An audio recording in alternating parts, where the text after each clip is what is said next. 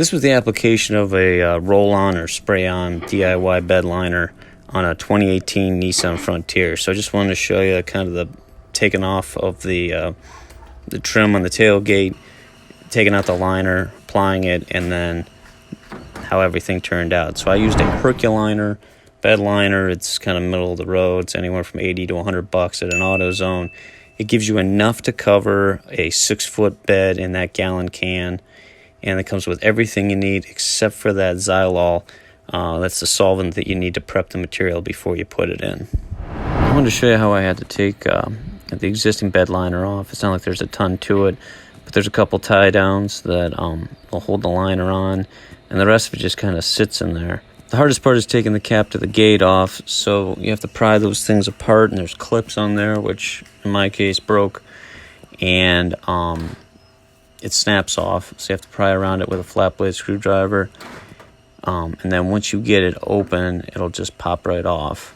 So once the cap's off, there's some Torx head screws on there, and you need a T27 Torx drive to remove all those screws, and then the rest of that will come off, and then I just had to take the tie downs off, just with a socket there, and then the rest of the bed liner just pulls right out.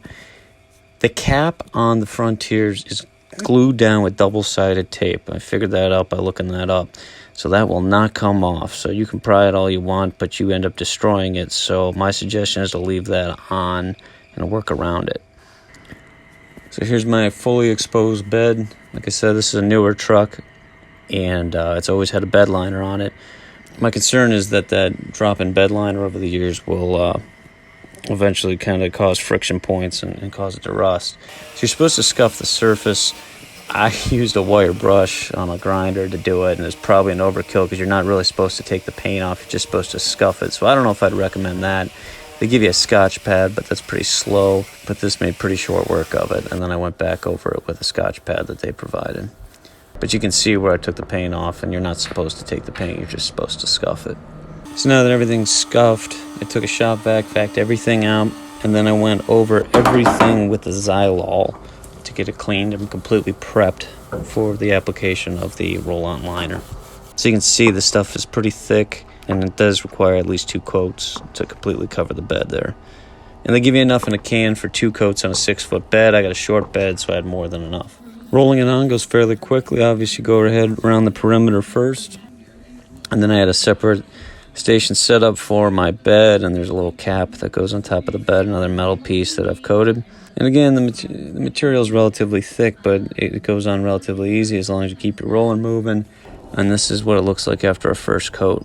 The second coat went on pretty much the same way. Now, I had some leftover material, like I said, because I only have a short bed. So I started coating other things around my house here. So here's my wheelbarrow, and I prepped it the same way I prepped the bed, wire brushed it, scuffed it, and then cleaned it down with the xylol and then coated it. It made it look a lot cooler, but again, it's a wheelbarrow. I don't know how well it's going to hold up. So this is after 2 coats. Here you can see where the tape lines aren't perfect as I put it on, and I made the mistake of going over top of the drain plugs, which I shouldn't have. You're supposed to tape the drain plugs off. I didn't.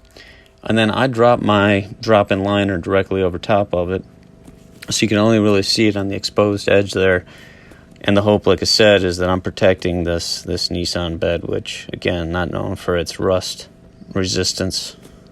I also did a real tight strip on the bottom there because I had closed a screw in my bed and it had chipped the paint, so I did this as kind of a preventative measure right along the perimeter there. And that tape line turned out pretty good. So that's my Nissan Frontier bed liner.